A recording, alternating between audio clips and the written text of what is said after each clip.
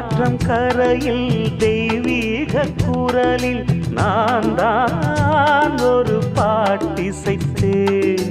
தினந்தோறும் இரவில் நடுஜாமம் வரையில் நான் தானே அதை கேட்டிருந்தேன். அரங்கேற்றம்தான் ஆகாமல் தான் அலைபாயும் என் ஜீவன்தான்.